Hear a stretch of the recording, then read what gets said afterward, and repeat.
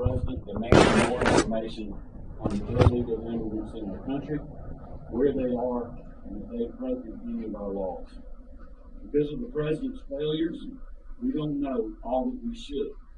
But we do know this: more than 8.5 million illegal immigrants have crossed the border since President Biden took office.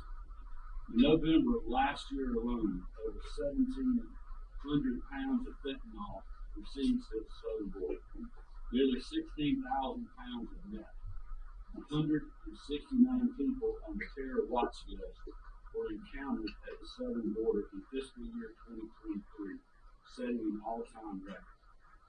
Those drugs, weapons, and dangerous criminals that aren't stopped at the border head to other states, just like ours.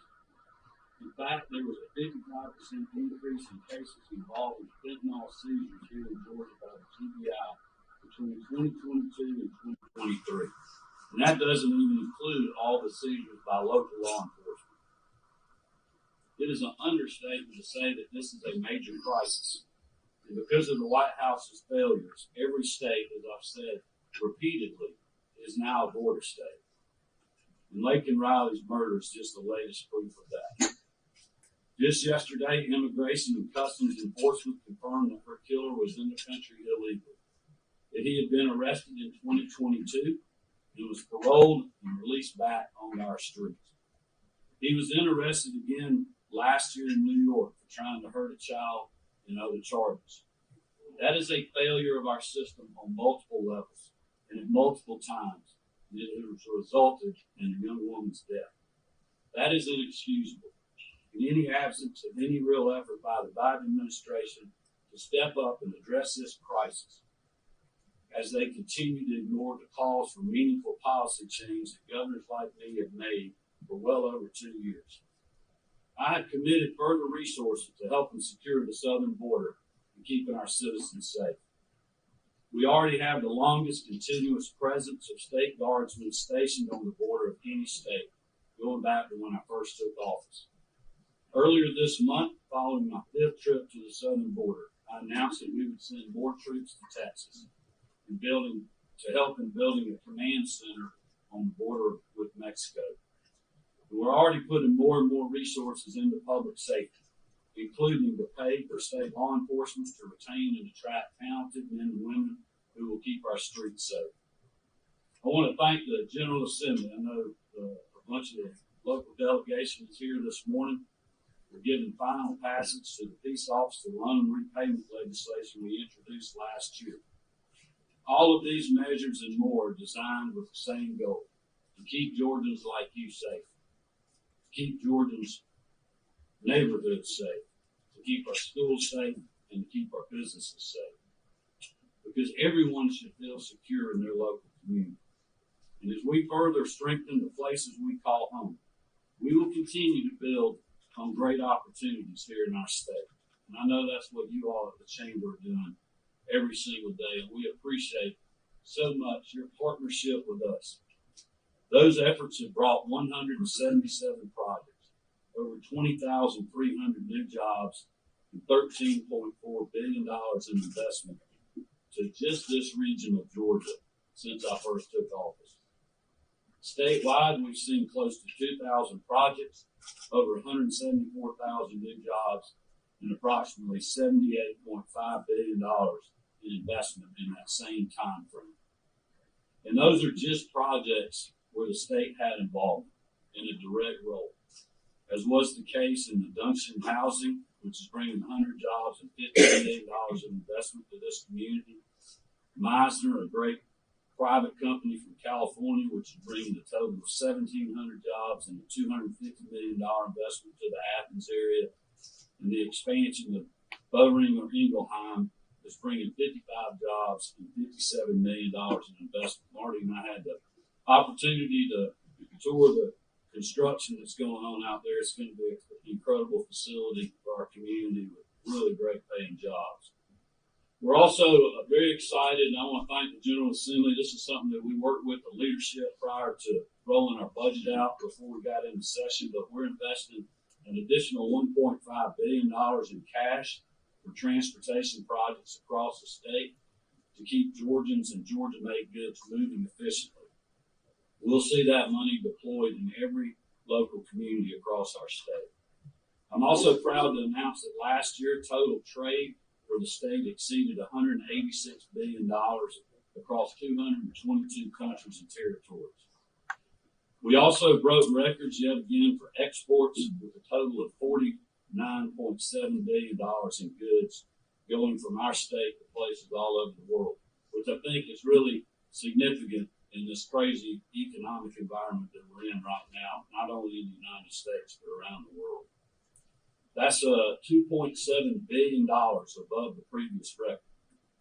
And by the way, and with Marty and I being small business owners from this area, I'm especially proud to say that 87% of those exporters are small businesses, which says a lot about our state.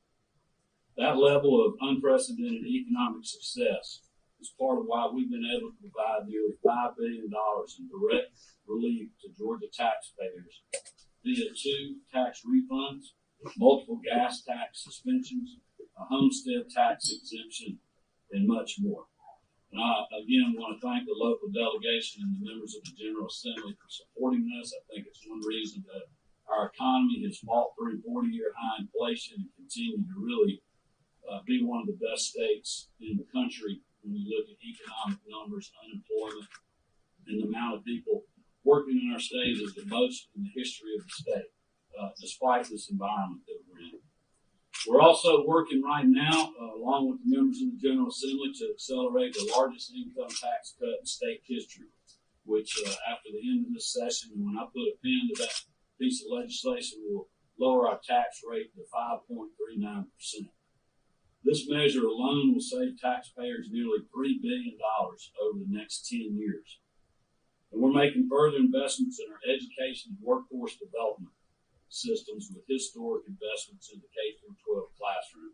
It's probably one of the biggest issues that we continue to hear about out there. It's not bad as it was a year ago, and it's certainly not as bad as it was 2 years ago, but people are still looking for qualified workers.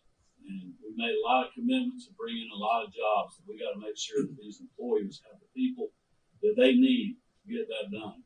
And I know President Moorhead, President Daniel at Athens Tech, and our K-12 folks in the room are working hard every day to produce that workforce. But also, along with the General Assembly, we're making historic investments in K-12 education.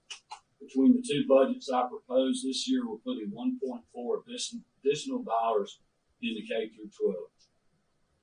As you know, my budget also includes funds for a medical school here in Athens as part of the university to keep our healthcare workforce strong and produce more doctors in the state. The time is right for that. It's going to be a great asset to this community, but it'll also be a great asset to our state. We're also doing another teacher and educator pay raise, and we're connecting Georgia students to higher education opportunities through the largest direct college admissions program in the nation, known as Georgia Match. It has been incredible what we've been able to do.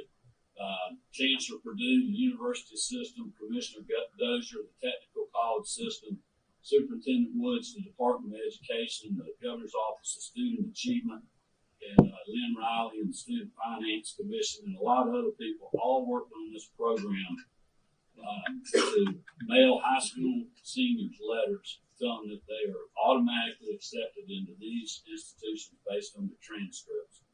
We've already had 38,000 high school seniors claim their spot. We have 28 to 30% of these kids every year that are not going to a college or they're not going to a technical college.